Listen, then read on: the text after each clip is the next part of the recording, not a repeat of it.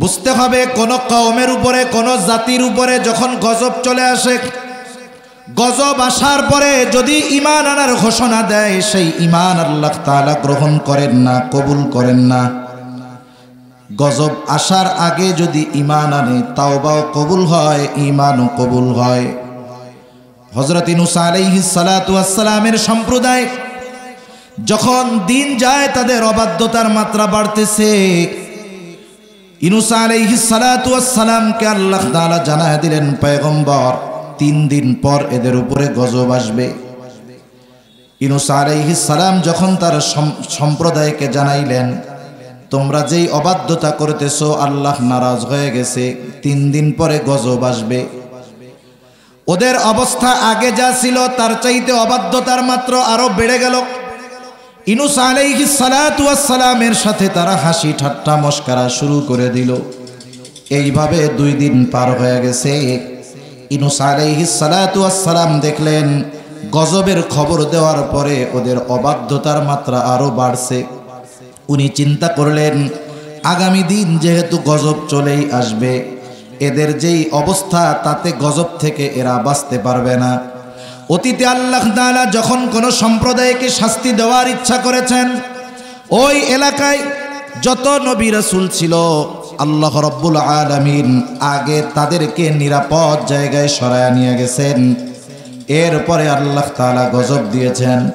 হযরত ইউনূস আলাইহিস সালাতু ওয়াস সালাম অতীতের এই বিষয়টাকে সামনে রেখে আল্লাহ তাআলার পক্ষ থেকে নির্দেশনা আসার আগে উনি নিজে এই সিদ্ধান্ত নিয়ে এলাকা ছেড়ে চলে গেলেন। যেই দিন রাতে গজব আসবে, ওই দিন সকালবেলায় ইউনূস আলাইহিস সালাতু ওয়াস সালামের সম্প্রদায় ইউনূস আলাইহিস সালাতু ওয়াস সালামের বাড়িতে গিয়ে খুঁজতেছে যে কোথায় ইউনূস আলাইহিস সালাম।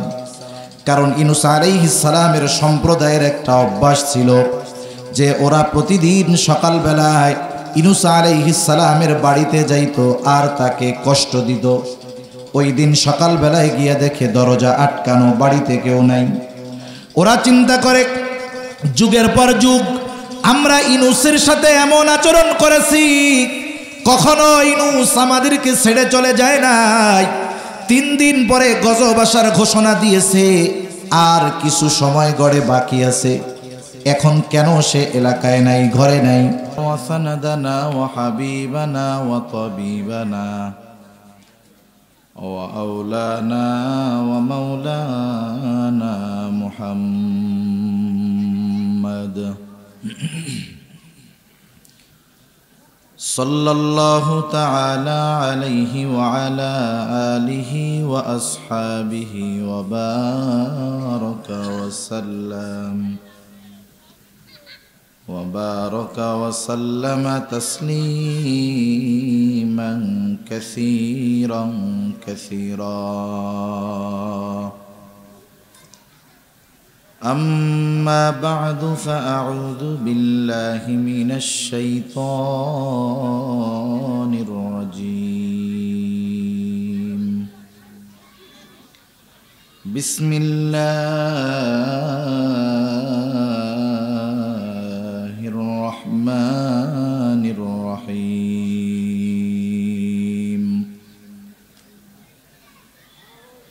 وإذ قال موسى لقومه يا قوم اذكروا نعمة الله عليكم إذ جعل فيكم أنبياء وجعلكم ملوكا وآتاكم ما لم يؤت أحدا من العالمين.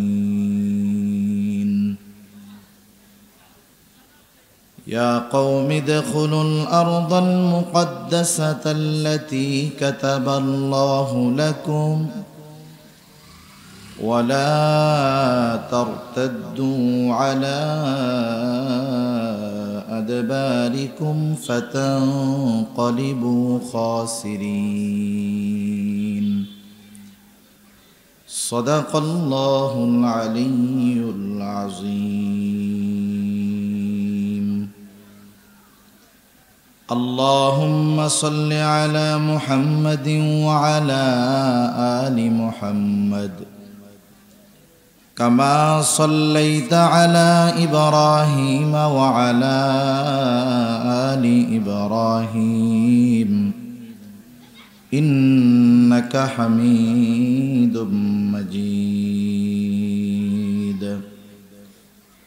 اللهم بارك على محمد وعلى آل محمد كما باركت على إبراهيم وعلى آل إبراهيم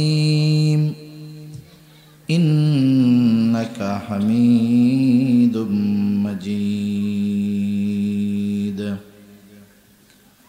بلغ العلا بكماله كشف الدجى بجماله حسنت جميع خصاله صلوا عليه وآله আল্লাহর মহব্বতে সকলে জবান খুলে একটু জিকির করি লা ইলাহা ইল্লাল্লাহ। এই টুলটা একটু সরাই দাও মুরব্বি, একটু এদিকে যাবেন, মাইকাল্লা এদিকে আসুন, এটা একটু সরাও, এটা একটু সরাই দাও। ডিজিটাল সাউন্ড সিস্টেম আছে? সাউন্ড সিস্টেম কি নর্মাল না ডিজিটাল? আওয়াজটা স্টেজের যে আওয়াজটা আমার কানে আসে এই আওয়াজটা একটু সুন্দর করো, হালকা ভাষায় দাও রিভার্ব দিয়ে, ঠিক আছে? আর একটু আগায় দাও, একটু ইকো দিবা না, তুমি রিভার্ব দিবা। এটা আগায় দাও।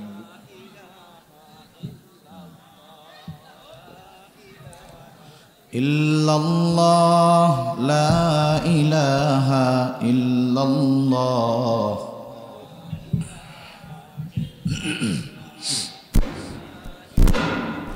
ইল্লাল্লাহ লা ইলাহা ইল্লাল্লাহ লা ইলাহা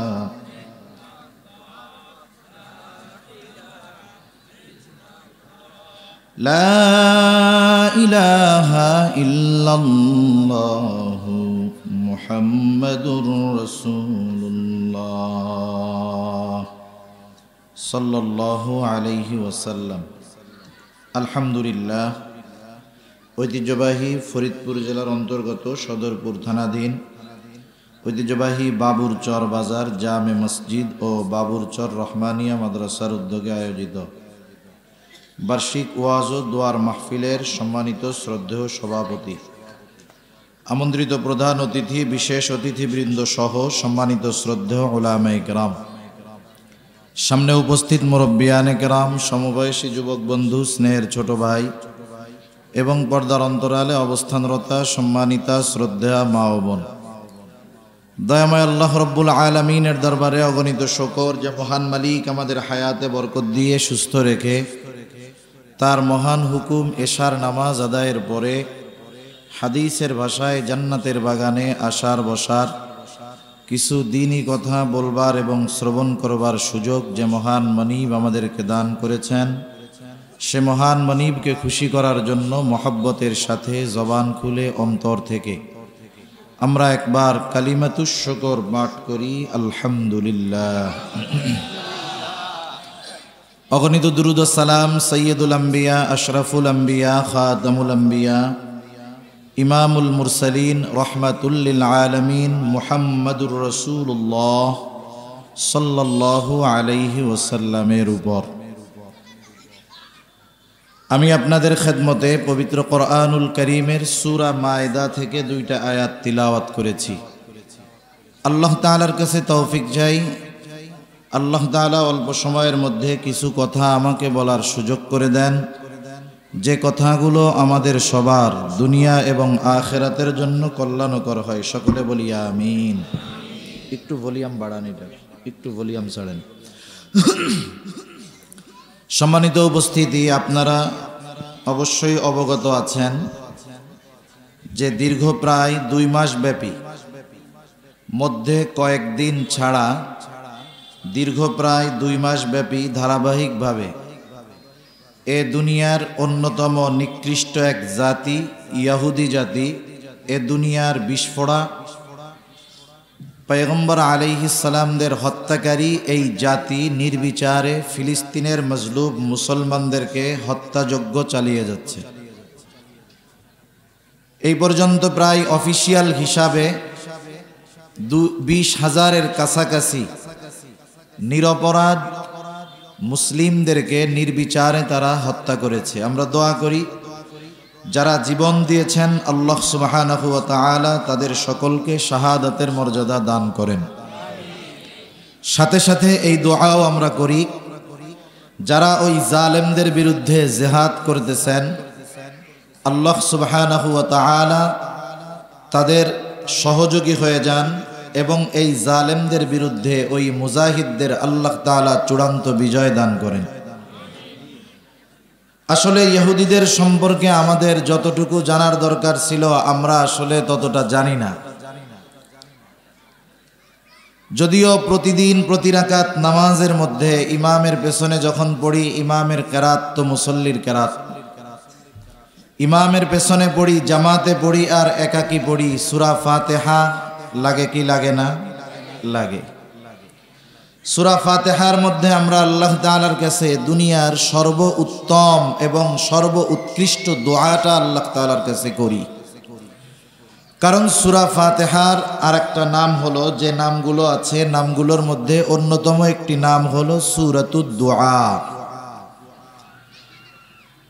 আল্লাহ সুবহানাহু ওয়া তাআলার কাছে আমরা দোয়া করি, কি দোয়া করি? বলি ইহদিনাস সিরাতাল মুস্তাকিম সিরাতাল্লাযীনা আন'আমতা আলাইহিম গায়রিল মাগদুবি আলাইহিম ওয়ালাদ-দাল্লিন। আমরা আল্লাহ তাআলার কাছে সিরাতে মুস্তাকিমের উপর অটল অবিচল থাকার দোয়া চাই, ওই পথের পথিক হওয়ার দোয়া চাই। কোন পথ? বলি আল্লাহ যেই পথ আপনি আপনার অনুগ্রহ প্রাপ্তদেরকে দান করেছেন সেই পথ, ওই পথটা নয়। কাদের পথ নয়? বলি যে তাদের পথে আমাদের পরিচালিত কইরেন না। তারা কারা? যারা আপনার গজবপ্রাপ্ত পথভ্রষ্ট, এদের পথে আমাদেরকে পরিচালিত করিয়েন না। তাহলে আমরা অভিশপ্ত ও পথভ্রষ্ট তথা ইহুদি এবং খ্রিস্টানদের পথ থেকে আল্লাহ তাআলার কাছে দৈনিক প্রত্যেক নামাজের মধ্যেই পানাহ চাই, বাঁচতে চাই। ঠিক কিনা বলেন? এই অভিশপ্ত কারা?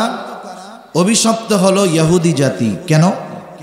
তারা তাদের কথা কর্মের দ্বারা এমন এমন কিছু কথা এবং কর্ম তারা সম্পাদন করেছে যার কারণে স্বয়ং আল্লাহ রব্বুল আলামিন তাদেরকে অভিশাপ দিয়েছেন, লানত দিয়েছেন। শুধু তাই না, নবী রাসূলগণও তাদেরকে অভিশাপ দিয়েছেন, লানত দিয়েছেন। এই অভিশপ্ত জাতি, যদিও গোটা দুনিয়ার জনসংখ্যার হিসাবে এদের সংখ্যা অনেক বেশি না, কিন্তু এই জাতি সর্বসাকুল্য 1 কোটি হবে, কম বেশি কিছু হতে পারে। অথচ গোটা দুনিয়ার 700 কোটি মানুষের শান্তি বিনষ্ট করার জন্য এই 1 কোটি ইহুদি যথেষ্ট। ঠিক কিনা বলেন? আপনারা হয়তো ইতিহাস জানেন যে হিটলার গ্যাস চেম্বারের মধ্যে ঢুকায়া 60 লক্ষ ইহুদিকে হত্যা করেছিল। যদিও ইতিহাস বাস্তবতা হলো সংখ্যা এত নয়, এই সংখ্যাটা এত প্রসিদ্ধ হয়ে গেছে যে এটাকে আর অশুদ্ধ বলার সুযোগ নেই, এতটা প্রসিদ্ধ হয়ে গেছে। এজন্য সব প্রসিদ্ধ বিষয় যে বিশুদ্ধ হয় তাও না। তা যাই হোক, ইহুদি নিধন করেছে হিটলার। হিটলার কেন ইহুদি নিধন করেছে? সম্প্রতি সময়ে হিটলারের একটা বক্তব্য বেশ আলোচিত হয়েছে, বিভিন্ন মিডিয়ার মধ্যে ওই বক্তব্যটাকে ছাড়ছে। সে তার বক্তব্যের মধ্যে ইহুদি নিধনের যেই কারণগুলো উল্লেখ করছে, কারণগুলোর মধ্যে অন্যতম একটা কারণ হলো যে সে বলেছে এই জাতি গোটা দুনিয়ার মধ্যে বিভিন্ন জায়গায় ছড়ায় ছিটায় আছে, শুধু তাই না, এরা যেখানেই যায় শান্তি শৃঙ্খলা বিনষ্ট করে, সমাজের মধ্যে দেশের মধ্যে অশান্তি লাগায় দেয়। এই জন্যই এদেরকে মূলত হিটলার নিধন করেছে, হত্যা করেছে। বাস্তবতা হলো ইহুদি জাতির অভ্যাস খাসলাত এটাই ছিল। তারা যেখানেই যাইত সেখানেই তারা বিশৃঙ্খলা সৃষ্টি করত। এ অভ্যাস তাদের অতীতকাল থেকেই ছিল। তা যাই হোক, আমি ওই ইতিহাসের দিকে যাব না, বরং আমি যেই আয়াতগুলো আপনাদের খেদমতে তিলাওয়াত করেছি, উক্ত আয়াতগুলোকে সামনে রেখে কিছু কথা আপনাদের খেদমতে বলবার ইচ্ছা পোষণ করেছি। যদি ওই কথাগুলো আমাদেরকে বুঝতে হয়, এই ভলিউম ছাড়েন, আরো এত কাছে গিয়ে বলা লাগে কেন? ভলিউম ছাড়েন, আওয়াজ পরিষ্কার করেন, ক্যান ক্যান করবে না, আওয়াজ গুম গুম করবে।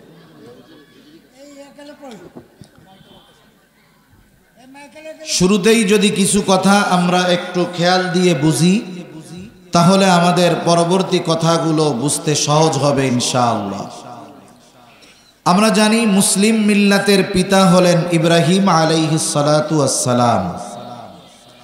ইব্রাহিম আলাইহিস সালাতু ওয়াস সালামের জন্মস্থান হলো ইরাকের বাবেল শহর। লম্বা ইতিহাস। ইব্রাহিম আলাইহিস সালাতু ওয়াস সালাম এক সময় আল্লাহ তাআলার নির্দেশে হিজরত করলেন শাম দেশে। শাম বলতে যদিও আমরা বর্তমান সময়ে শুধু সিরিয়া বুঝি, কিন্তু শাম দ্বারা উদ্দেশ্য সিরিয়া ফিলিস্তিন উভয়টাই। এজন্য মুফাসসিরিনে কেরাম বলেন ইব্রাহিম আলাইহিস সালাতু ওয়াস সালাম হিজরত করেছেন শাম দেশ জেরুজালেমে। দীর্ঘকাল ব্যাপী ইব্রাহিম আলাইহিস সালাতু ওয়াস সালামের সন্তান হয় না। আল্লাহ তাআলার কাছে দোয়া করতেছেন, রব্বি হাবলি মিনাস সলিহিন। দোয়া করতে করতে ৮৬ বছর বয়সে আল্লাহ তাআলা ইব্রাহিম আলাইহিস সালামের দ্বিতীয় স্ত্রী হাজেরার গর্ভে একটা সন্তান দান করলেন। সেই সন্তান দুনিয়ায় ভূমিষ্ঠ হলো, নাম রাখা হলো ইসমাঈল আলাইহিস সালাম। আল্লাহ তাআলার নির্দেশে হযরত ইব্রাহিম আলাইহিস সালাতু ওয়াস সালাম দুগ্ধপোষ্য শিশু ইসমাঈল আলাইহিস সালাম এবং তার মা হাজেরাকে নিয়ে আল্লাহ তাআলার নির্দেশে রওনা দিলেন। পথ চলা শুরু করলেন, কিন্তু এই পথ চলার শেষ কোথায় তিনি নিজেও জানেন না। যিনি জানেন তিনি কে? আল্লাহ। পথ চলতে চলতে উনি পৌঁছায় গেলেন বর্তমান বাইতুল্লাহ যেখানে, ওই জায়গায় বাইতুল্লাহর কাছে পৌঁছাইলেন। তখন নূহ আলাইহিস সালাতু ওয়াস সালামের প্লাবনের পরে, একটু কাছে নিয়ে কথা বলা যায়,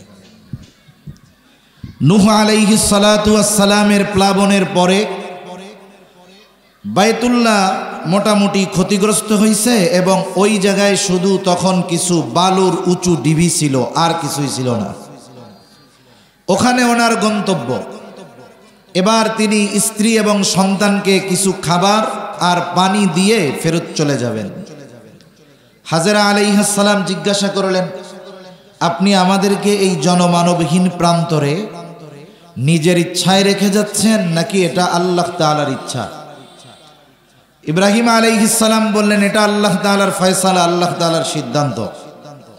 তখন হাজেরা আলাইহিস সালাম বললেন, এই সিদ্ধান্ত যদি আল্লাহ তাআলার হয় তাহলে আমার আর আমার সন্তানের জন্য আল্লাহ তাআলাই যথেষ্ট। উনি চলে গেলেন। পরবর্তীতে ইব্রাহিম আলাইহিস সালামের ইসমাঈল আলাইহিস সালামের পায়ের আঘাতে জমজম কূপের সৃষ্টি করলেন আল্লাহ তাআলা। এই পানিকে কেন্দ্র করে ওখানে জনবসতি হলো। ইসমাঈল আলাইহিস সালাম ওই জায়গায় বিবাহ করলেন, ওখানেই তার বংশ বিস্তার হলো ওই মক্কার মধ্যে। ওনার থেকে নিয়ে ওনার পরে আর কোনো নবী ওনার বংশে আসে নাই, একেবারে শেষ নবী মুহাম্মাদুর রাসূলুল্লাহ সাল্লাল্লাহু আলাইহি ওয়াসাল্লাম ছাড়া। তাহলে ইব্রাহিম আলাইহিস সালামের প্রথম সন্তান ইসমাঈল আলাইহিস সালামের বংশে নবী হলেন একজন, তিনি হলেন শেষ নবী মুহাম্মাদুর রাসূলুল্লাহ সাল্লাল্লাহু আলাইহি ওয়াসাল্লাম। এর মাঝে আর কোনো নবী নেই। আল্লাহ তাআলা ইসমাঈল আলাইহিস সালাতু ওয়াস সালামের পরে ইব্রাহিম আলাইহিস সালামকে আরেকটা সন্তান দান করেছেন। ওই সন্তানের নাম হলো ইসহাক আলাইহিস সালাম। ইসহাক আলাইহিস সালামের সন্তানের নাম হলো ইয়াকুব আলাইহিস সালাম। ওনাদের অবস্থান হলো জেরুজালেমে তথা ফিলিস্তিন মসজিদুল আকসার আশপাশ এরিয়াটাকে ওল্ড জেরুজালেম সিটি বলা হয়। ওইখানে ওনার অবস্থান। ইয়াকুব আলাইহিস সালাতু ওয়াস সালামের সন্তান ছিলেন 12 জন। কয়জন? 12 জন। 12 জনের মধ্যে একজন হলেন হযরত ইউসুফ আলাইহিস সালাতু ওয়াস সালাম। ইয়াকুব আলাইহিস সালাতু ওয়াস সালামের আরেক নাম ছিল ইসরাঈল। এখান থেকেই বানি ইসরাঈল। তাহলে হযরত ইয়াকুব অথবা ইসরাঈল আলাইহিস সালামের 12 সন্তান, একজন হলো ইউসুফ আলাইহিস সালাম। 12 সন্তানের সবচাইতে বড় সন্তানের নাম ছিল ইহুদা অথবা ইহুজা। এখান থেকে আসছে ইহুদি গোত্র, বনি ইসরাঈলের ইহুদি গোত্র। ইয়াকুব আলাইহিস সালামের বড় সন্তানের নাম ছিল এইটা, ইহুদা অথবা ইহুজা। ইউসুফ আলাইহিস সালামের ইতিহাস আপনাদের জানা আছে, লম্বা ইতিহাস। আমি শুধু মূল কথাগুলো বলতেছি, পরবর্তী কথাগুলো বোঝার সহজার্থে। ইউসুফ আলাইহিস সালাতু ওয়াস সালাম যখন কুয়ার মধ্যে ফালায়া দিল ভাইরা, ওখান থেকে মিশরের বাজারে ওনাকে বিক্রয় করা হলো, খাদ্যমন্ত্রীর ঘরের গোলাম হলেন। এরপরে অপবাদ দিয়ে জেলখানায় পাঠানো হলো। একটা সময় সর্বশেষ পুরো মিশরের কর্তৃত্ব আল্লাহ তাআলা ইউসুফ আলাইহিস সালামকে দান করলেন। এমন এক সময় ইউসুফ আলাইহিস সালাম মিশরের কর্তৃত্ব লাভ করেছেন যখন আশেপাশের সব জায়গায় দুর্ভিক্ষ চলতেছিল। আমাদের দেশেও কিন্তু দুর্ভিক্ষ চলতেছে, টের পান না? এক রাত্রে পেঁয়াজের দাম 60-70 থেকে 260-70 হয়ে গেছে। একটা বাজার ব্যবস্থা কতটা অনিয়ন্ত্রিত হলে দ্রব্যমূল্যর আপডাউন এক ধাপে 200% পর্যন্ত বাড়তে পারে, এটা অকল্পনীয় এক ব্যাপার। এটা দুর্ভিক্ষের এক আলামত। আল্লাহ তাআলা জানে আমাদের ভবিষ্যতে কপালে কি আছে। আল্লাহ তাআলা ওই ধরনের দুর্যোগ থেকে আমাদের হেফাজত করুক। তা যাই হোক, ওই সময় গোটা আশেপাশে সব জায়গায় দুর্ভিক্ষ। ইউসুফ আলাইহিস সালাম মিশরের রাষ্ট্রপ্রধান, ওই জেলখানায় থাকতে এই দুর্ভিক্ষের সময় কি করণীয় এই স্বপ্নের ব্যাখ্যা উনি দিয়ে দিয়েছিলেন। তা যাই হোক, ইউসুফ আলাইহিস সালামের ভাইদের সাথেও ওই দুর্ভিক্ষের সময় ওনার পরিচয় হয়ে গেছে। ইউসুফ আলাইহিস সালাম ভাইদেরকে মাফ করে দিয়া বললেন, যেহেতু এখন জেরুজালেমে বসবাস করা কঠিন, খাদ্যের কষ্ট, দুর্ভিক্ষ চলতেছে, তাহলে আপনারা সবাই, ওনার বাবাকে সহ বললেন, সবাই হিজরত করে চলে আসেন মিশরে। ইয়াকুব আলাইহিস সালাতু ওয়াস সালাম তার পরিবার পরিজন, সন্তান সন্ততি সকলকে নিয়ে ফিলিস্তিন থেকে হিজরত করলেন মিশরে। বুঝে থাকলে একটা কথার একটু জবাব দিবেন। তাহলে বনি ইসরাইলদের পূর্বপুরুষের ভূমি ছিল ফিলিস্তিন, ওখান থেকে ওনারা হিজরত করেছেন কোথায়? মিশরে। ইউসুফ আলাইহিস সালামের সময় খুব ভালো মতো চলছে। আস্তে আস্তে বনি ইসরাইলরা যেই পর্যায়ে ছিল ডাউন হলো। কিপ্তি বংশ আস্তে আস্তে ক্ষমতা লাভ করতে শুরু করলো। এক সময় যেই জালেম ফেরাউনের কথা আমরা বলি, এই ফেরাউন মিশরের আসনে সমাসীন হলো, বসলো, এবং সে একটা পর্যায়ে নিজেকে খোদা দাবি করা শুরু করে দিল। বনি ইসরাইলদের উপরে জুলুম অত্যাচারের মাত্রা বাড়তে থাকলো। আল্লাহ তাআলা বনি ইসরাইলদেরকে এই জালেম ফেরাউনের কবল থেকে নিষ্কৃতি দেওয়ার জন্য আল্লাহ তাআলা হযরত মূসা আলাইহিস সালাতু ওয়াস সালামকে দুনিয়ায় পাঠাইলেন। ইহুদি ধর্ম এটা প্রসিদ্ধি এবং প্রতিষ্ঠা এবং প্রসিদ্ধি লাভ করেছে মূসা আলাইহিস সালামের মাধ্যমে। তা যাই হোক, মূসা আলাইহিস সালামের ইতিহাসও কম বেশি আপনাদের জানা আছে। আল্লাহ তাআলা ওনাকে নবুয়ত দান করলেন এবং ফেরাউনের কাছে দাওয়াত দেওয়ার নির্দেশ আল্লাহ তাআলা দিলেন। মূসা আলাইহিস সালাতু ওয়াস সালাম ফেরাউনকে আইসা দাওয়াত দিছে আল্লাহ তাআলার ব্যাপারে ঈমান আনার জন্য, রবের প্রতি ঈমান আনার জন্য দাওয়াত দিছে। দাওয়াত দেওয়ার পরে উল্টা ফেরাউন জিজ্ঞাসা করে, ক্বালা ফামার রব্বুকুমা ইয়া মূসা, হে মূসা তুমি কোন রবের দাওয়াত দিতেছো? তোমাদের দুইজনের রব সে আবার কে, কোন রব? তা যাই হোক, মূসা আলাইহিস সালাতু ওয়াস সালাম ফেরাউনকে দাওয়াত দেওয়ার পরে ফেরাউন দাওয়াত তো মানেই নাই, গ্রহণ করেই নাই, বরং দিন গেছে। বলেন তো ফেরাউনের অবাধ্যতা বেড়েছে না কমেছে? বেড়েছে। একটা মানুষ দিনের পথে আসবে এর কিছু আলামত দেখে টের পাওয়া যায়। মূলত হেদায়েতের মালিক হলেন আল্লাহ। হেদায়েতের মালিক কে? আল্লাহ। তবে অনেক সময় মানুষের কিছু বাহ্যিক দৃষ্টি দেখে বোঝা যায় এর মধ্যে পরিবর্তন হবে কি হবে না। যেমন একজন পাপের মধ্যে লিপ্ত, গুনাহ করে, অপরাধ করে, ইমাম সাহেব ওই ব্যক্তিকে কোরআন সুন্নাহ দিয়ে খুব ভালো মতো বুঝাইলেন যে ভাই, আপনি যেই অন্যায়টা করতেছেন, যেই পাপের মধ্যে ডুবে আছেন, এটা আপনার জন্য বড় ক্ষতির বিষয়, আখিরাতে বড় শাস্তির কারণ হবে। ওই ব্যক্তির নসিবে যদি পরিবর্তন থাকে, আশা করা যায় ও ওই কথাগুলো শ্রবণ করবার পর কমপক্ষে কিছু অনুশোচনা করবে, বলবে হুজুর আসলেও এটা আমার ভুল হয়েছে, আমি এই পাপ কর্ম ছেড়ে দেওয়ার চেষ্টা করব। এই ধরনের আচরণ যদি তার থেকে পাওয়া যায়, বুঝতে হবে যে আল্লাহ তাআলা চাইলে তার হেদায়েত খুব দ্রুতই হবে। কিন্তু এর বিপরীত আরেক ধরনের লোক আছে। তারা কেমন? যে আপনি আমি যখন তাকে কোরআন সুন্নাহ দিয়ে বুঝাবো যে আপনার এই কাজটা পাপের, আপনার এই কাজটা বড় গুনার, সে গুনাহ তো ছাড়বেই না, বরং তাকে কোরআন সুন্নাহ দিয়ে কথা বলার পরে, বোঝানোর পরে তার অবাধ্যতা, তার অহংকার এবং তার বিরোধিতা আরো বেড়ে যাবে। এরকম লোক তো সমাজে মনে হয় নাই, আছে না? আল্লাহ চাইলে হেদায়েত সম্ভব, কিন্তু বাহ্যিক দৃষ্টি বলে এই লোকটার হেদায়েত বড় কঠিন। ফেরাউনকে মূসা আলাইহিস সালাম দিনের যত দাওয়াত দেয়, যত বুঝায়, বলেন তো তার অবাধ্যতা বেড়েছে না কমেছে? আল্লাহ তাআলা তো জানেন যে এর নসিবে হেদায়েত নাই। এখন আল্লাহ তাআলা মূসা আলাইহিস সালামকে নির্দেশ দিলেন, পয়গম্বর আপনি এক কাজ করেন, বনি ইসরাইলদেরকে নিয়ে রাতের বেলায় মিশর ছেড়ে চলে যান। আল্লাহ তাআলা চাইলেন এক নাম্বার, এই জালেম ফেরাউনের জুলুম থেকে বনি ইসরাইলদেরকে আল্লাহ তাআলা নিষ্কৃতি দিবেন। দুই নাম্বার, বনি ইসরাইলদের পিতৃপুরুষের ভূমি ওই শাম দেশ তথা জেরুজালেম, ওই শহরের কর্তৃত্ব আল্লাহ তাআলা বনি ইসরাইলদের হাতে আবার তুলে দিবেন। কারণ ওই সময় দুনিয়ার মধ্যে অন্যতম উর্বর এক ভূমি ছিল ফিলিস্তিন, এই জেরুজালেম। আল্লাহ তাআলা চাইলেন এটা তাদেরকে ফিরাইয়া দেওয়া হবে। আল্লাহ তাআলার নির্দেশে মূসা আলাইহিস সালাম রাতের বেলায় বনি ইসরাইলদেরকে নিয়ে পথ চলা শুরু করলেন। কোন পথে যাবেন, কোন দিক দিয়ে যাবেন, সব কিছুর দিক নির্দেশনা যিনি দিয়ে দিলেন তিনি কে? আল্লাহ।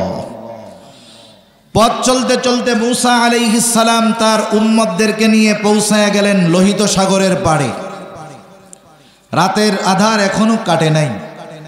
মূসা আলাইহিস সালামের উম্মতেরা চিন্তা করতেছে, সাগরটা পাড়ি দিতে পারলেই তো বেঁচে গেলাম, জালেমের হাত থেকে বেঁচে গেলাম, নতুন এক সূর্য আমাদের জন্য উদিত হবে। দিনের আলোর অপেক্ষা করতেছে তারা।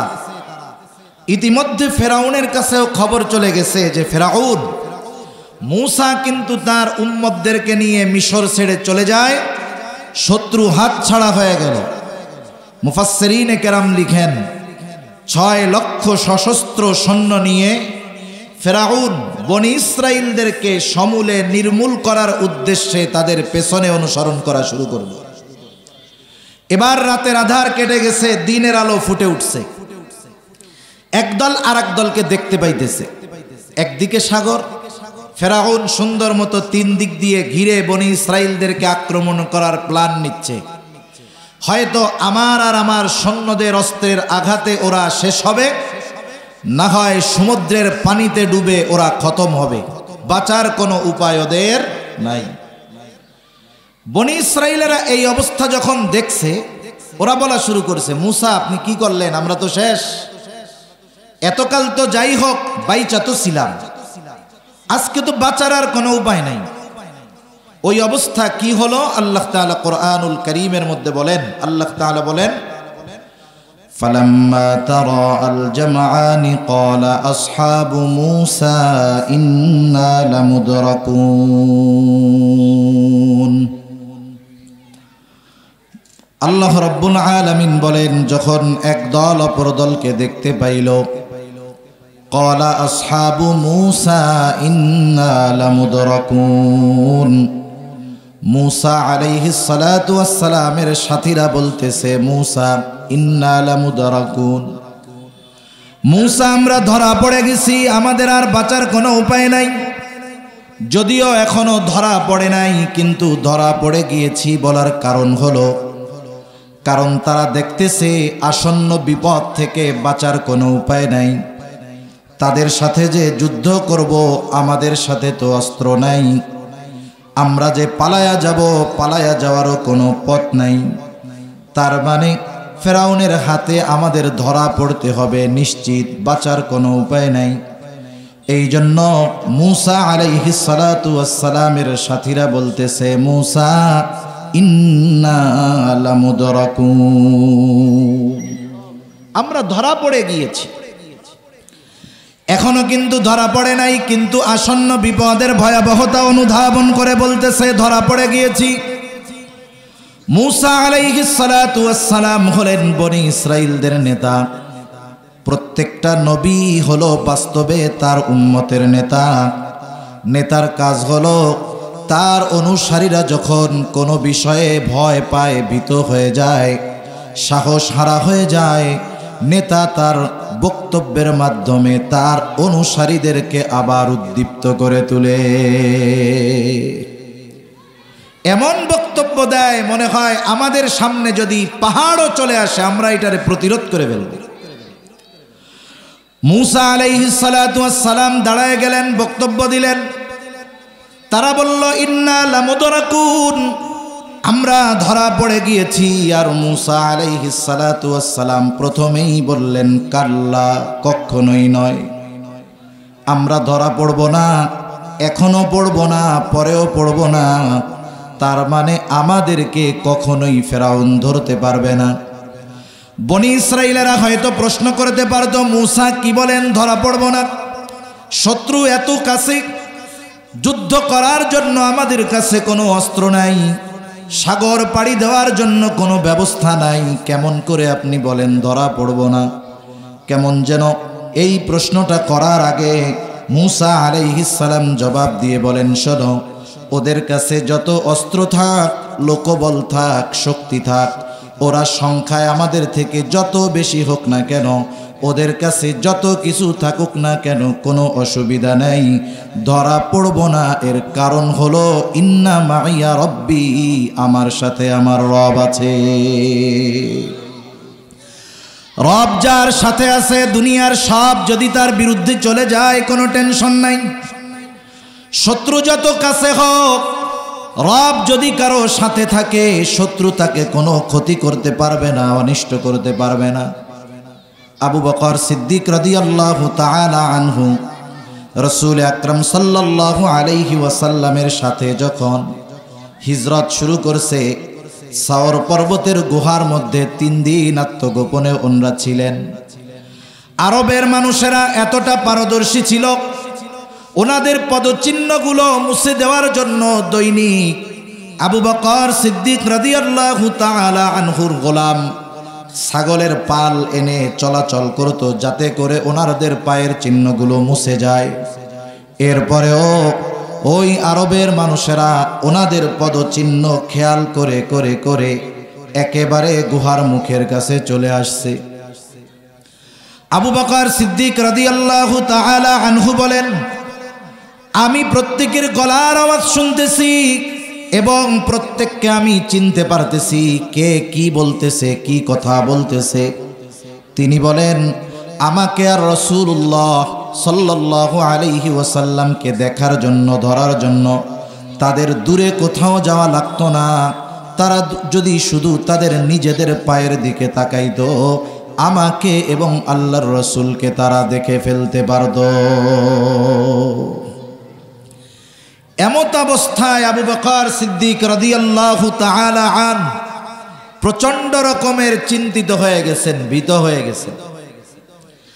কারণ আবু বকর সিদ্দিক রাদিয়াল্লাহু তাআলা আনহু ছিলেন খাঁটি আশিকে রাসূল।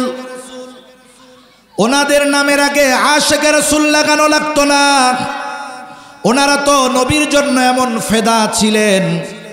আবু বকরকে যদি 100 জীবন দেওয়া হতো, 100 জীবন যদি বলা হতো, আবু বকর 100 জীবনই তোমাকে নবীর জন্য কোরবান করতে হবে, আবু বকর এমন আশিকে রাসূল ছিলেন, ওই 100 জীবন 100 বার নবীর জন্য কোরবান করতে তৈয়ার ছিলেন।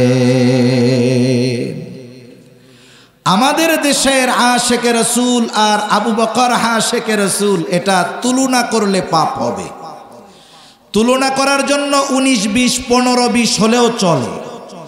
যার সাথে তুলনা করারই সুযোগ হয় না, ওই আশিকে রাসূলের সাথে বর্তমান সময়ের নামধারী ভুয়া আশিকে রাসূলদের তুলনাই তো করতে গেলে পাপ হবে, ঠিক কিনা? আবু বকরের চেহারায় চিন্তার ছাপ নিজের জন্য নয়, বরং রাসূলুল্লাহর জন্য। নবীজি বুঝতে পারলেন আবু বকর চিন্তিত, ভীত। নবীজি তখন আবু বকরকে সান্ত্বনা দিয়ে যে কথা বললেন, আল্লাহ তাআলা সেই কথাও কোরআনুল কারীমের মধ্যে জানায় দেন। আল্লাহর রাসূল বলেছে, ও আবু বকর, আল্লাহ তাআলা সেই কথা জানায় দিয়া বলেন, ইয ইয়াকুলু লিসাহিবিহি লা তাহজান ইন্নাল্লাহা মা'ানা। নবীজি আবু বকরকে বলতেছে, ও আবু বকর, তুমি চিন্তা করো না, ভয় পেও না, এই গর্তের মধ্যে শুধু তুমি আর আমি দুইজন নয়, ইন্নাল্লাহা মা'ানা, আমাদের দুইজনের সাথে যিনি আছেন তিনি কে? শত্রু অনেক কাছে, কিন্তু সাথে আছে কে? মূসা আলাইহিস সালাতু ওয়াস সালাম বলেন, ইন্না মাইয়া রাব্বি, আমার সাথে রব আছে, সায়াহদিন, অচিরেই তিনি পথ দেখায় দিবেন। এই বিপদের মুহূর্তে কি আমাদের করতে হবে? আল্লাহ তাআলাও পথ দেখায় দিলেন। আল্লাহ তাআলা বলেন, ফাআউহাইনা ইলা মূসা আন ইদরিব বিআসাকাল বাহর ফানফালাকা ফাকানা কুল্লু ফিরকিন কাত-তাউদিল আযীম।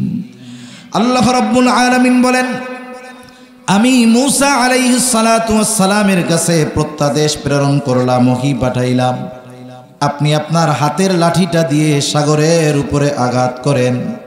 মূসা আলাইহিস সালাতু ওয়াস সালাম জিজ্ঞাসা করেন নাই কেন করব। আল্লাহ তাআলা আদেশ করেছেন, তিনি লাঠি দিয়া বাড়ি মারছেন। লাঠি দিয়ে বাড়ি মারার সাথে সাথে কি হলো? আল্লাহ তাআলা বলেন, লাঠি দিয়ে বাড়ি দেওয়ার সাথে সাথে ফাংফালাকা, সাগরটা লাঠির আঘাতে ফেটে 2 ভাগ হয়ে গেল। ফাংফালাকা, সাগর ফেটে 2 ভাগে বিভক্ত হয়ে গেল। ফাকানা কুল্লু ফিরকিন কাত-তাউদিল আযীম, প্রতিটা খণ্ড পাহাড় সাদৃশ্য উঁচু দেয়ালের মতো হয়ে গেল। মধ্যে দিয়ে ফাঁকা হয়ে গেছে বিশাল রাস্তা। মুফাসসিরিনে কেরাম লিখেন, যেহেতু বনি ইসরাইলের শাখা ছিল 12টা, আল্লাহ তাআলা 12টা রাস্তা করে দিলেন।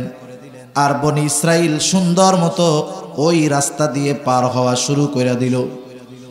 মূসা আলাইহিস সালাতু ওয়াস সালাম তার উম্মতদেরকে নিয়ে চলে গেছেন মাঝ রাস্তায়। ইতিমধ্যে ফেরাউন তার বাহিনী নিয়ে একেবারে রাস্তার গোড়ায় এসে হাজির।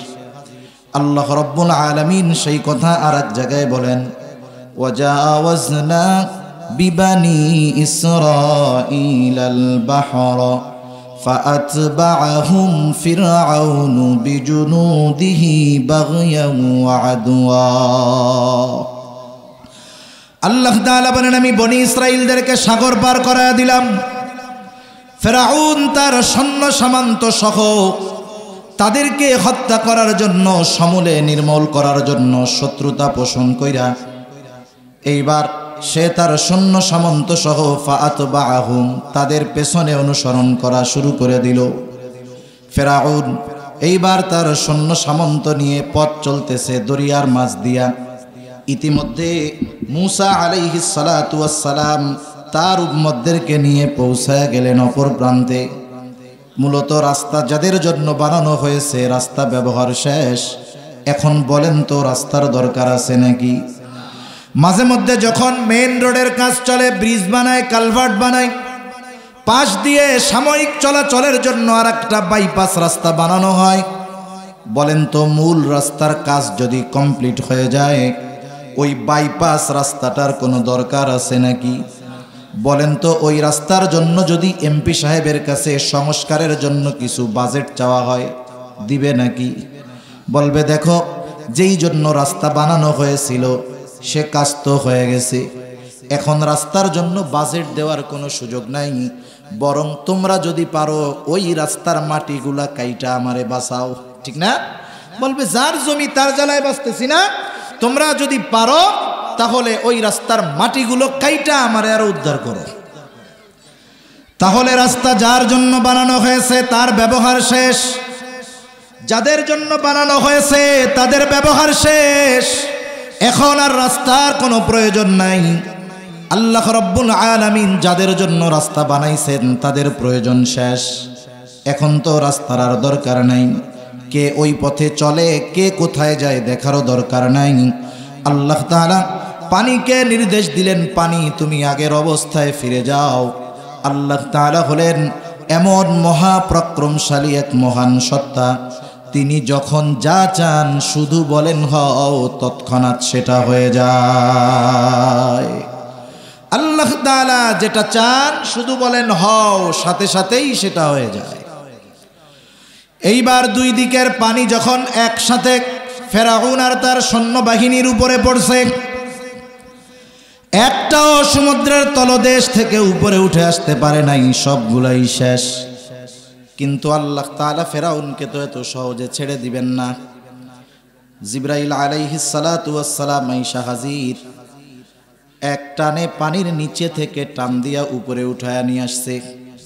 এইবার চুবনি চলতেছে, চুবনি। ফেরাউন বুঝতে পেরেছে এতকাল আল্লাহ তাআলা আমাকে ছেড়ে দিয়ে ছাড় দিয়েছে, আজকে আর আমাকে ছাড় দিবে না, আজকে আমাকে ধরা দিয়েছে, কঠিন ধরা। কারণ আল্লাহ তাআলা সহজে ধরেন না, যখন ধরেন আল্লাহ তাআলা ছাড়েন না।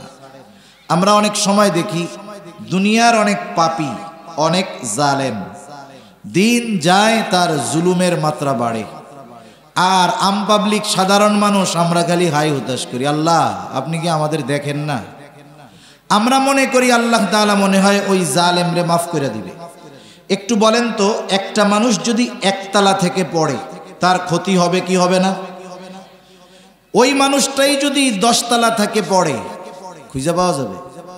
100 তলা থেকে যদি পড়ে কিছুই পাওয়া যাবে না। তার মানে যত উপর থেকে পড়বে ওর অধপতন তত বেশি হবে, ক্ষতি তত বেশি হবে। আল্লাহ তাআলা জালেমদেরকে ছাড় দেন, জুলুম করার সুযোগ দেন, অর্থ হলো যাতে আখিরাতে তাকে বেশি বেশি শাস্তি দেওয়া যায়। জুলুম যত বাড়বে শাস্তিও তত বাড়তে থাকবে, ঠিক কিনা বলুন? ফেরাউন এবার বুঝতে পারছে আমার আর কোনো ছাড় নাই। আল্লাহ রাব্বুল আলামিন সহজে ধরেন না, যখন ধরেন আল্লাহ তাআলা ছাড়েন না। আল্লাহ তাআলাও বলেন ইন্না বাতশা রাব্বিকা লাশাদীদ। আল্লাহ তাআলা বলেন আপনার রবের ধরা বড় শক্ত ধরা, আপনার রবের ধরা বড় শক্ত ধরা। ফেরাউন বুঝতে পারছে যে আমাকে তো ধইরা বসছে, এখান থেকে আমার ক্ষমতায় আমার বাঁচার কোনো উপায় নাই। দুনিয়ার বড় বড় ইসলাম বিদ্বেষীও যখন জীবনের পড়ন্ত বেলায় চলে আসে তখন তারা আল্লাহ তাআলার কাছেই ফিরে যাওয়ার চেষ্টা করে। ফেরাউন বুঝতে পারছে আমার রবগিরি আর আজকে চলবে না, সব বাদ দিয়া আসল রবের কাছে ক্ষমা চাইতে হবে। ফেরাউন ঘোষণা দিছে, আল্লাহ তাআলা বলেন হাত্তা ইযা আদরাকাহুল গরাকু ক্বালা আমানতু আন্নাহু লা ইলাহা ইল্লাল্লাযী আমানাত বিহি বানু ইসরাঈল ওয়া আনা মিনাল মুসলিমিন। যখন হাবুডুবু খাইতেছে ফেরাউন, এই ভলিউম ছাড়ো, এইখান থেকে টানে না, 4 আঙ্গুল দূর থেকে যদি আওয়াজ না টানে কথা বলা যায়? বলো তো তুমি। চাচা একটু এদিক চাপেন তো, 1 বিগত দূর থেকে টানবে। তোমার এরকম বলতেছি আমার কষ্ট হয়, আওয়াজ তো ভালো, টানে না কেন? 4 আঙ্গুল যদি না টানে এটা কোনো কথা হইল? কি মিয়াদার বুঝাও, বুয়া কথা বুঝাও তোমরা।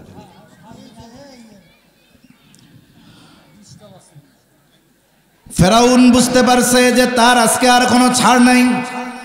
এইবার সে বলতেছে আমানতু আন্নাহু লা ইলাহা ইল্লাল্লাযী আমানাত বিহি বানু ইসরাঈল। ফেরাউন বলে আমি ঈমান আনলাম বনি ইসরাইল যার উপরে ঈমান এনেছে, ওয়া আনা মিনাল মুসলিমিন, আমি তো মুসলমানদেরই একজন।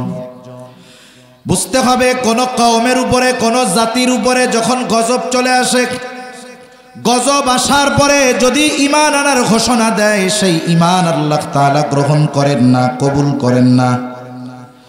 গজব আসার আগে যদি ঈমান আনে, তাওবাও কবুল হয়, ঈমানও কবুল হয়। হযরত ইউনূস আলাইহিস সালাতু ওয়াস সালামের সম্প্রদায় যখন দিন যায় তাদের অবাধ্যতার মাত্রা বাড়তেছে, ইউনূস আলাইহিস সালাতু ওয়াস সালামকে আল্লাহ তাআলা জানায় দিলেন, পয়গম্বর 3 দিন পর এদের উপরে গজব আসবে। ইউনূস আলাইহিস সালাম যখন তার সম্প্রদায়কে জানাইলেন, তোমরা যেই অবাধ্যতা করতেছো আল্লাহ নারাজ হয়ে গেছে, 3 দিন পরে গজব আসবে।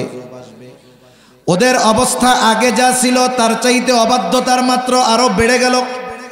ইউনূস আলাইহিস সালাতু ওয়াস সালামের সাথে তারা হাসি ঠাট্টা মশকরা শুরু করে দিল। এইভাবে 2 দিন পার হয়ে গেছে। ইউনূস আলাইহিস সালাতু ওয়াস সালাম দেখলেন গজবের খবর দেওয়ার পরে ওদের অবাধ্যতার মাত্রা আরো বাড়ছে। উনি চিন্তা করলেন আগামী দিন যেহেতু গজব চলেই আসবে, এদের যেই অবস্থা তাতে গজব থেকে এরা বাঁচতে পারবে না।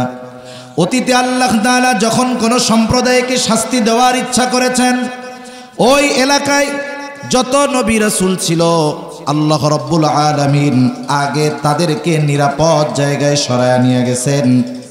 এরপরে আল্লাহ তাআলা গজব দিয়েছেন। হযরত ইউনূস আলাইহিস সালাতু ওয়াস সালাম অতীতের এই বিষয়টাকে সামনে রেখে আল্লাহ তাআলার পক্ষ থেকে নির্দেশনা আসার আগে উনি নিজে এই সিদ্ধান্ত নিয়ে এলাকা ছেড়ে চলে গেলেন। যেই দিন রাতে গজব আসবে ওই দিন সকালবেলায় ইউনূস আলাইহিস সালাতু ওয়াস সালামের সম্প্রদায় ইউনূস আলাইহিস সালাতু ওয়াস সালামের বাড়িতে গিয়ে খুঁজতেছে যে কোথায় ইউনূস আলাইহিস সালাম। কারণ ইউনূস আলাইহিস সালামের সম্প্রদায়ের একটা অভ্যাস ছিল যে ওরা প্রতিদিন সকালবেলায় ইউনূস আলাইহিস সালামের বাড়িতে যাইতো আর তাকে কষ্ট দিত। ওই দিন সকালবেলায় গিয়ে দেখে দরজা আটকানো, বাড়িতে কেউ নাই। ওরা চিন্তা করে যুগের পর যুগ আমরা ইউনূসের সাথে এমন আচরণ করেছি, কখনো ইউনূস আমাদেরকে ছেড়ে চলে যায় নাই। 3 দিন পরে গজব আসার ঘোষণা দিয়েছে, আর কিছু সময় গড়ে বাকি আছে। এখন কেন সে এলাকায় নাই, ঘরে নাই? কয়েকজনকে পাঠাইছে যে আশেপাশে একটু খুঁজে আসো, দেখো কোথাও ইউনূস আলাইহিস সালামকে দেখা যায় কিনা।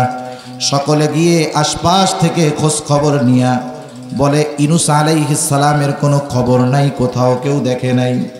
এইবার ওদের অন্তরের মধ্যে ভীতি সঞ্চার হলো।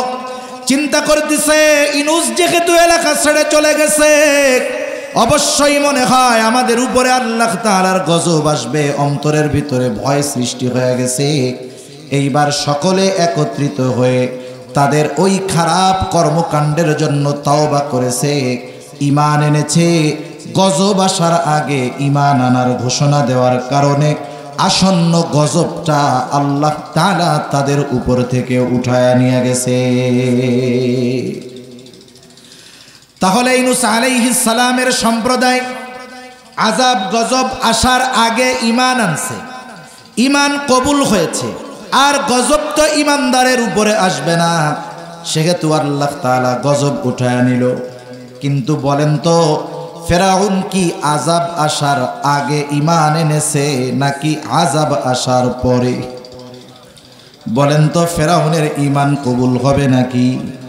আল্লাহ তাআলা ফেরাউনের ঈমান কবুল করেন নাই, বরং ফেরাউনের লাশটাকে সংরক্ষণ করে রেখেছেন যাতে ফেরাউনের পরবর্তীতে যারা দুনিয়ায় আসবে, ক্ষমতার মোহে পড়ে যারা ইসলাম বিদ্বেষী হবে, যারা ইসলাম এবং মুসলমানদের বিরুদ্ধাচরণ করবে, তাদের পরিণতি কি করতে পারে আল্লাহ তাআলা এর একটা নিদর্শন হিসাবেই আল্লাহ তাআলা ফেরাউনের দেহকে সংরক্ষণ করেছে।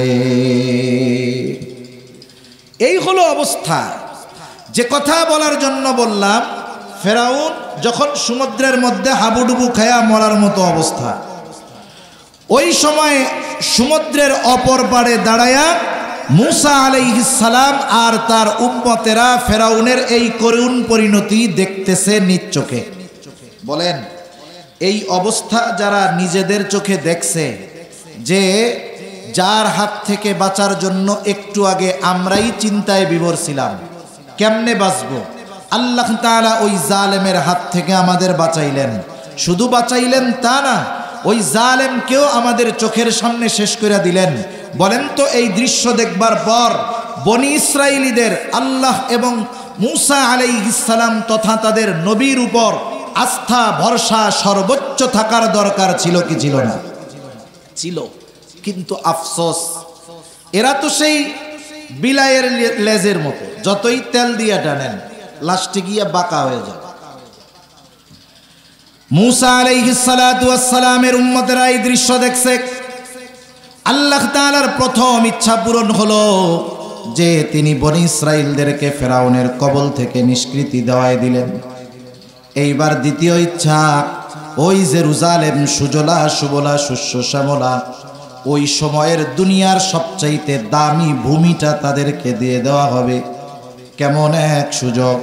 কিন্তু বাস্তবতা হলো, কেউ যদি কোনো দামি জিনিস সহজে পাওয়া যায়, দামি জিনিস যদি পরিশ্রম ছাড়া অর্জিত হয়, ওই দামি জিনিসের কদর অনেক সময় মানুষ করতে পারে না।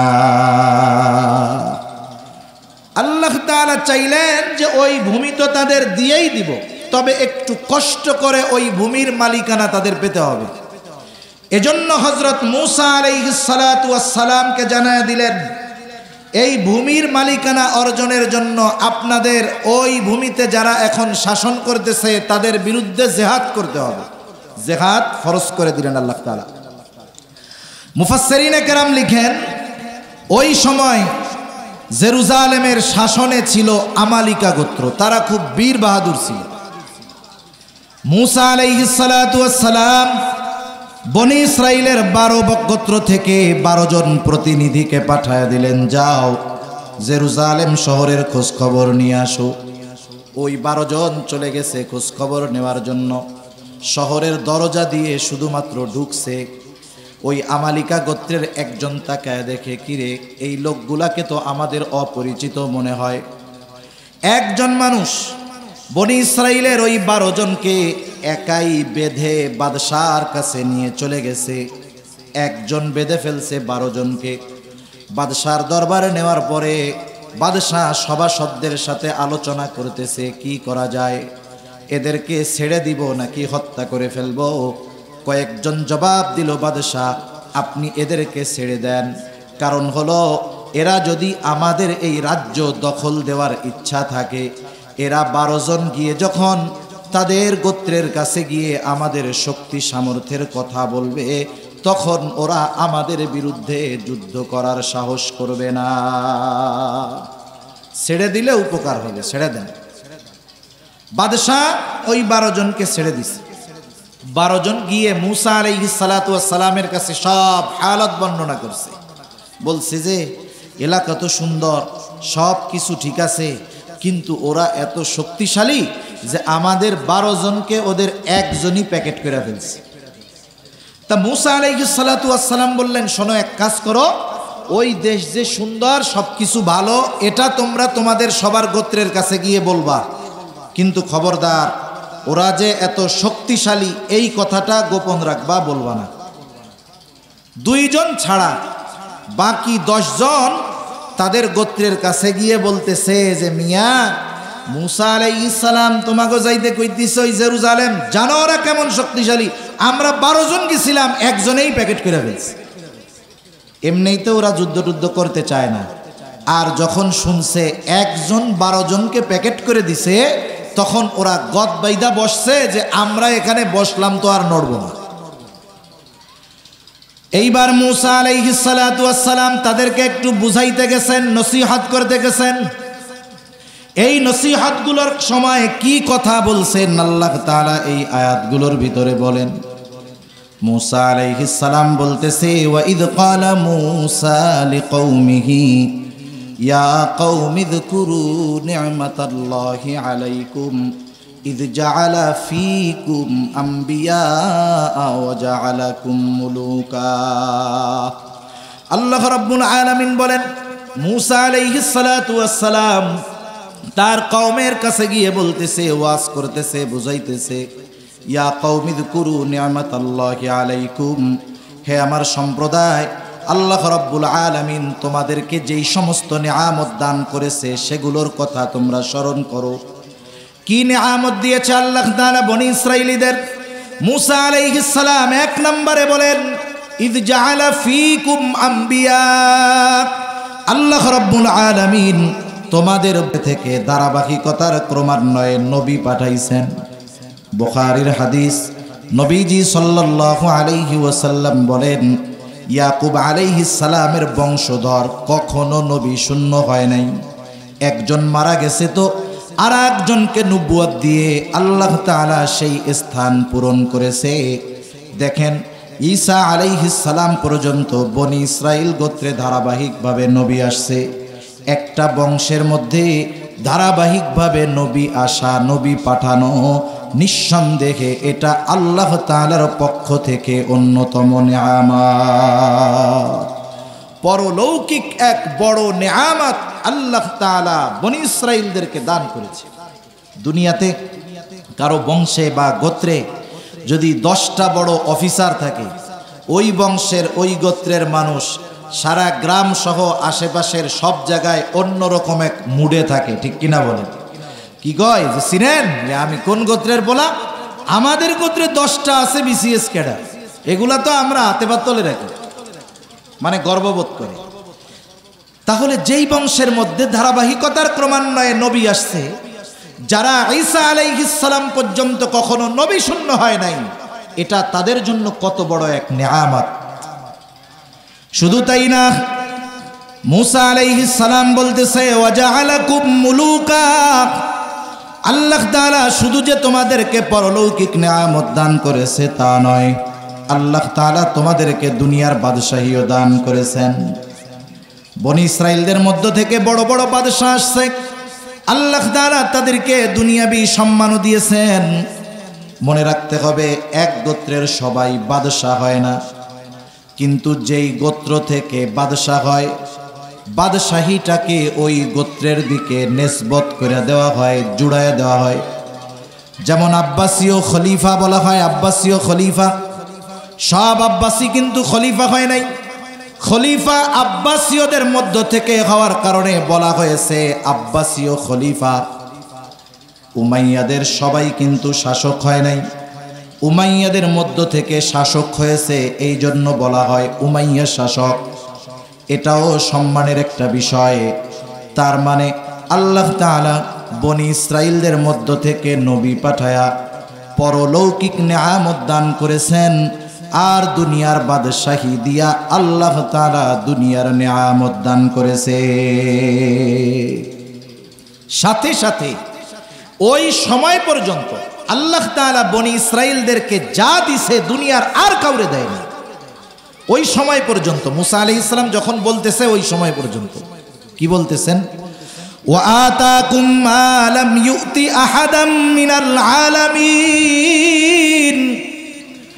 মুসা আলাইহিস সালাম বলতেছে তোমাদেরকে আল্লাহ তাআলা এমন কিছু দান করেছে যা আর কাউকে আল্লাহ তাআলা দেয় নাই, বিশ্ববাসী আর কাউকে দেয় নাই। নেয়ামতগুলোর কথা আগে বলার কারণ হলো, অনেক সময় দেখবেন আপনি আমি যদি হঠাৎ কাউকে কোনো বিষয়ের নির্দেশ দেই, ওইটা যদি একটু কঠিন অর্ডার হয়, নির্দেশ হয়, সে হয়তো মানবে না। কিন্তু যদি তার উপরে আপনার কোনো অনুগ্রহ থাকে, আপনি যদি অতীতে তাকে বড় বড় কোনো উপকার করে থাকেন, ওই উপকারগুলোর কথা স্মরণ করায়া দেওয়ার পরে যদি আদেশ করেন, আশা করা যায় অতীতের ওই ইহসানের কথা মনে করে সে আপনার বর্তমান আদেশটাকে মেনে নিবে। মুসা আলাইহিস সালাম আল্লাহ তাআলার নির্দেশ জিহাদের আদেশ দেওয়ার আগে আল্লাহ তাআলা অতীতে তাদের কি নেয়ামত দান করেছেন, ওই নেয়ামতগুলোর কথা আগে আল্লাহ স্মরণ করায়া দেয়। আল্লাহর নির্দেশ দেওয়ার আগে মুসা আলাইহিস সালাম আল্লাহ প্রদত্ত অতীতের বড় বড় কিছু নেয়ামতের কথা তাদের সামনে তুলে ধরলেন। এই নেয়ামতগুলো তুলে ধরার পরে এবার নির্দেশ দিচ্ছেন জিহাদের, যে আল্লাহ তাআলা তো তোমাদের উপরে জিহাদ ফরজ করছে, তবে শুনে রাখো, যুদ্ধে যাবা ঠিক, কিন্তু ওই যুদ্ধে তোমাদের জন্য বিজয় সুনিশ্চিত করেছেন কে? আল্লাহ। মুসা আলাইহিস সালাম বলতেছে, ইয়া কওমি দুখুলুল আরদাল মুকদ্দাসাতাল্লাতী কাতাবাল্লাহু লাকুম ওয়ালা তারতাদ্দু আলা আদবারিকুম ফাতানকালিবু খাসিরিন। মুসা আলাইহিস সালাতু ওয়াস সালাম বলতেছে, হে আমার সম্প্রদায়, ইয়া কওমি দুখুলুল আরদাল মুকদ্দাস, তোমরা প্রবেশ করো বাইতুল মুকদ্দাসের মধ্যে, ওই শহরে পবিত্র নগরীতে তোমরা ঢুকে যাও। ওরা যতই শক্তিশালী হোক তোমরা চিন্তা করো না, আল্লাতী কাতাবাল্লাহু লাকুম, যেই জমিনের মালিকানা তোমাদেরকে লিখে দিয়েছে কে? আওয়াজ দিয়া কন। আগে জয়ের ঘোষণা দিয়েছেন, বলতেছে প্রবেশ করো ওই শহরের মধ্যে, যেই শহরের মালিকানা আল্লাহ তাআলা তোমাদের দিয়ে দিয়েছেন, আল্লাতী কাতাবাল্লাহু লাকুম। তবে একটা জিনিস মনে রাখবা, ওয়ালা তারতাদ্দু আলা আদবারিকুম ফাতানকালিবু খাসিরিন। তোমরা যে শহরে ঢুকবা আর বাহির হবা না, পিছু হটবা না, তাহলে ক্ষতিগ্রস্ত হয়ে যাবা। সামনের দিকে চলবা, তোমাদের শত্রু যত শক্তিশালী হোক তোমাদেরকে বিজয় দিবেন কে? আরো জোরে বলেন কে? আল্লাহ। মুসা আলাইহিস সালাম তো এই কথা বলে দিছেন। এখন ওই যে আগে 10 জন আইসা ওদের কাছে কি বলছে, যে ওরা কিন্তু এত শক্তিশালী, একজন 12 জনরে প্যাকেট করে দিছে, খবরদার যুদ্ধ করা যাবে না। এরা কেমন অবাধ্য অকৃতজ্ঞ, যেই আল্লাহ তাদেরকে সমুদ্র পার করাইলেন, ফেরাউনের কবল থেকে বাঁচাইলেন, ওই আল্লাহর নির্দেশ অমান্য করতে ওরা দ্বিধাবোধ করে নাই। ওরা তখন বলতেছে, ক্বালু ইয়া মূসা ইন্না ফিহা কওমান জাব্বারিন, বলে মূসা ওইখানে এক শক্তিশালী সম্প্রদায় অবস্থান করতেছে, ইন্না লান নাদখুলাহা আবাদাম মা দামু ফিহা। তারা বলতেছে, মূসা আমরা ওইখানে কখনো প্রবেশ করব না, লান নাদখুলাহা হাত্তা ইয়াখরুজু মিনহা ফাইন ইয়াখরুজু মিনহা ফাইন্না দাখিলুন। তারা বলে, মূসা আমরা কখনোই ওই শহরে প্রবেশ করব না, তারা যতক্ষণ না ওইখান থেকে বের হবে, তার মানে আমালিকা গোত্র যতক্ষণ থাকবে ততক্ষণ যা কিছু বুঝাও না কেন আমরা ওই জেরুজালেম শহরের মধ্যে ঢুকবো না। যা তুমি বলো না কেন, কোনো কাজ হবে না। মুসা আলাইহিস সালাতু ওয়াস সালাম বুঝাইয়া ক্লান্ত হয়ে গেছে। অনেক সময় দেখবেন সন্তানকে বাপ বুঝাইতে বুঝাইতে ক্লান্ত হয়ে যাওয়ার পরে চাচা মামা আইসা ওরে বুঝায়, যে এমন করস কেন, তোর না বাপ বলছে তো এটা এটা হবে, এটা এটা করবে, কথা মান। বুঝায় না এরকম? বুঝায়। এইবার ওই দুইজন, একজনের নাম হলো ইউশা ইবনে নুন, আর একজনের নাম হলো কালেব। এই দুই আল্লাহর বান্দা যারা মুসা আলাইহিস সালামের কথা মেনে আমালিকা গোত্রের শক্তির কথা তাদের দুই গোত্রের কাছে তারা বলে নাই, ওই দুইজন এবার ওদেরকে বুঝাইতেছে। قال رجلان من الذين يخافون أنعم الله عليهم ادخلوا عليهم الباب فإذا دخلتموه فإنكم غالبون। ওই দুই ব্যক্তি যাদের উপরে আল্লাহ তাআলার বিশেষ অনুগ্রহ ছিল, ওই দুইজন এবার বনি ইসরাইলদেরকে বোঝানো শুরু করলো, তোমরা শহরের নিকট দরজা দিয়ে ঢুইকা যাও, শুধু দরজা দিয়ে প্রবেশ করো, আল্লাহ তাআলা তোমাদেরকে বিজয় দান করবে। আলাইহিম আদখুলু আলাইহিমুল বাব ফাইদা দাখালতুমুহু ফাইন্নাকুম গালিবুন। তোমরা শুধু দরজা দিয়ে প্রবেশ করবা, তোমাদেরকে যিনি বিজয়ী করে দিবেন তিনি কে। বলছে যে খালি দরজা দিয়ে ঢুকবা, কোনো টেনশন নাই, আল্লাহর উপরে ভরসা রেখে ঢুকে যাও। ওয়া আলাল্লাহি ফাতাওয়াক্কালু ইন কুনতুম মুমিনিন। তোমরা যদি মুমিন হও তাহলে আল্লাহ তাআলার উপরে ভরসা কইরা ঢুকা যাও শহরের মধ্যে।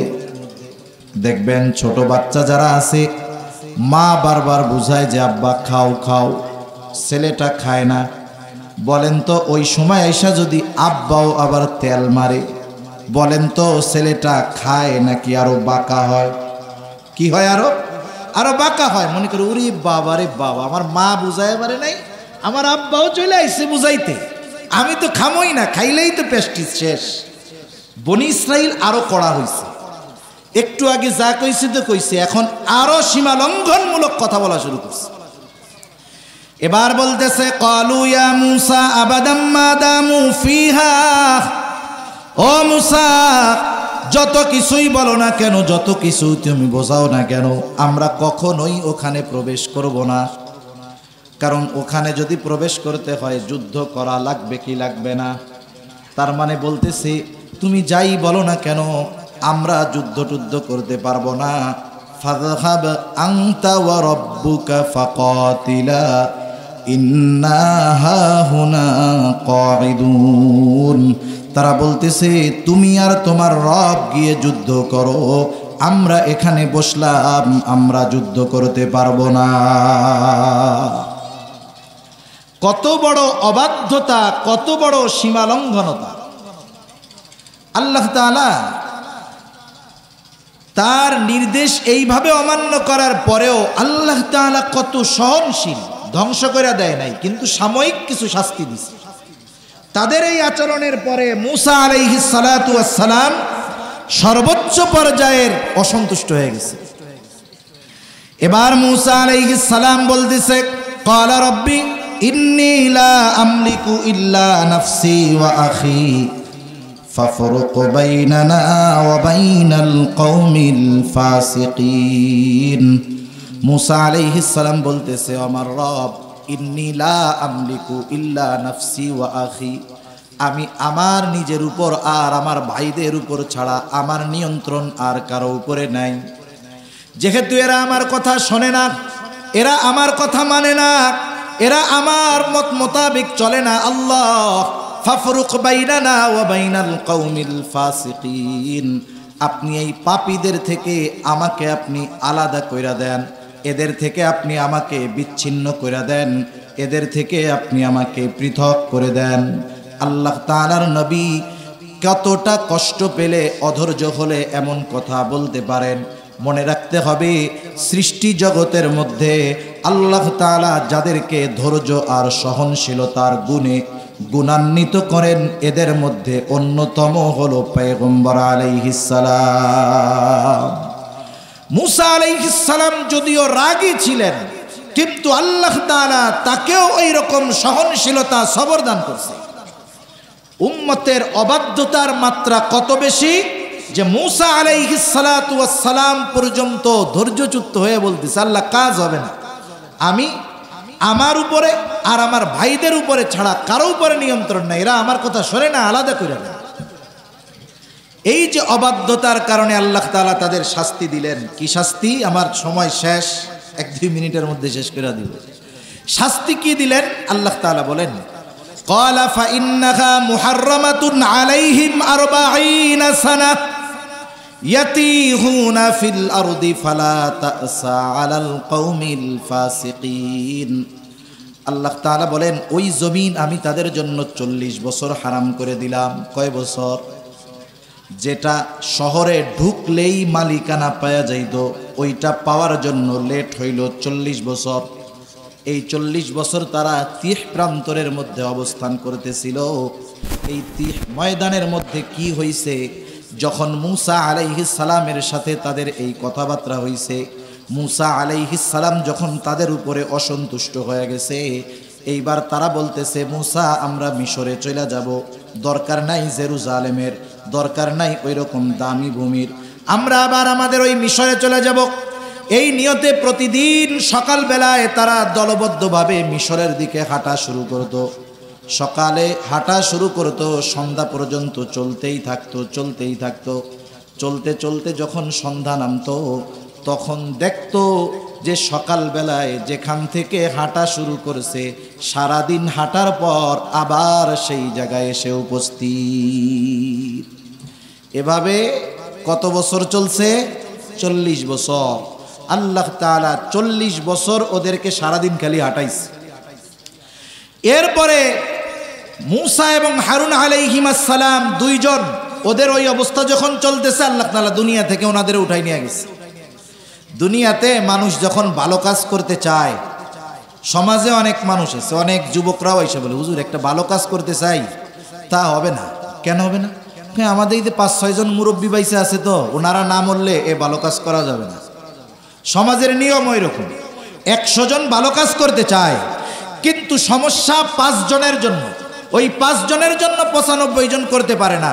দুঃখের ব্যাপার হইল যেই 5 জন বাধা দেয়, ওই 5 জনই মাশাআল্লাহ মুরব্বী। বনি ইসরাইলের মধ্যেও এরকম কিছু মুরব্বী মার্কা লোক ছিল, ওনরা মারা গেছে। পরবর্তী প্রজন্ম বুঝতে পারছে যে আমাদের তো অন্যায় হয়েছে। এরপরে ইউশা ইবনে নুনের নেতৃত্বে তারা যখন ওই আমালিকা গোত্রের বিরুদ্ধে জিহাদ করছে, আল্লাহ তাআলা তাদের বিজয় দান করছে। আবার ওই বনি ইসরাইলদেরকে আল্লাহ তাআলা জেরুজালেমের কর্তৃত্ব ফিরায় দিয়েছে। ওখানে তাদের আবাসস্থল শুরু হয়েছে। এরপরে লম্বা সময় সেখানে তারা অবস্থান করেছে। সুলাইমান আলাইহিস সালামের সময় গোটা দুনিয়ার বাদশাহ আল্লাহ তাআলা সুলাইমান আলাইহিস সালামকে বানায় দিছে। আস্তে আস্তে তাদের অবাধ্যতা শুরু হয়েছে। খ্রিস্টীয় প্রথম শতাব্দীতে সর্বশেষ, এর আগে বহুবার বিতাড়িত হয়েছে, আবার আসছে। খ্রিস্টীয় শতাব্দীর প্রথম শতাব্দীতে 70 বা 80 খ্রিস্টাব্দে চূড়ান্তভাবে তাদেরকে জেরুজালেম থেকে বিতাড়িত করা হয়েছে। ওই প্রায় 2000 বছর বাইতুল মুকাদ্দাসে তারা ঢুকতে পারে নাই। এরপরে আস্তে আস্তে এই 19 শতকে 20 শতাব্দীতে এসে এই মানুষগুলো ব্রিটিশ আমেরিকানদের সহযোগিতায় এবং মুসলমান নামধারী মুনাফিকদের সহযোগিতায় আল্লাহ তাআলার ওই বরকতময় ভূমি, পবিত্রময় ওই ভূমি ফিলিস্তিনে জেরুজালেমে পুনরায় তারা আসা শুরু করছে। ঠিক কিনা বলেন? বসতি করছে। জাতীয় সংঘ নামক বেঈমান ওখান থেকে 55% ইহুদিদের দিছে, 45% মুসল্লিদের দিছে। কাহিনীটা হলো কিরকম, যে আপনার রুটি আমি জোর করে নিয়ে গেছি, বুঝেন নাই?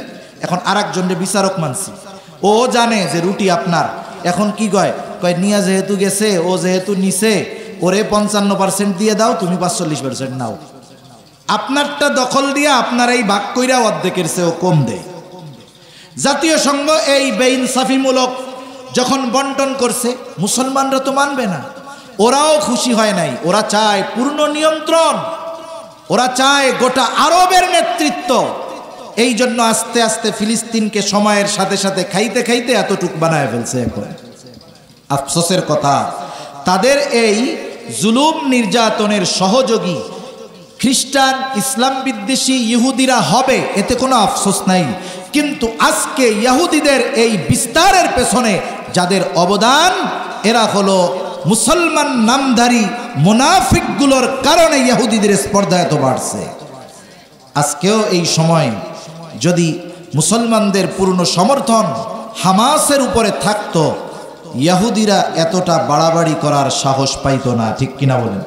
মূল কথা হলো ইহুদি জাতি এক অভিশপ্ত জাতি। অভিশপ্ত হওয়ার অনেকগুলো কারণ। অন্যতম এক কারণ হলো তারা অকৃতজ্ঞ। তারা কি বলেন? অকৃতজ্ঞ। 2 নম্বর তারা অবাধ্য। 3 নম্বর তারা শরীয়তের সীমা লঙ্ঘনকারী। এজন্য আল্লাহ তাআলা তাদের লানত দিয়েছেন। আল্লাহ তাআলা বলেন ওয়াকালাতিল ইয়াহুদু ইয়াদুল্লাহি মাগলুলা গুল্লাত আইদিহিম ওয়ালুইনু বিমা ক্বালু। ইহুদিরা বলে আল্লাহর হাত খালি হয়ে গেছে, আল্লাহ দরিদ্র হয়ে গেছে। আল্লাহ তাআলা বলেন এই কথা বলার কারণে আমি আল্লাহর লানত তাদের উপরে। পয়গম্বর আলাইহিস সালাম ওদের উপরে লানত দিয়েছেন। তাহলে এই লানত প্রাপ্ত জাতির পরিচয় আমাদের জানার দরকার আছে না নাই? আমাদের আগামী প্রজন্মকে জানানোর দরকার আছে না নাই? এদের সাথে বন্ধুত্ব মুসলমানের হতে পারে।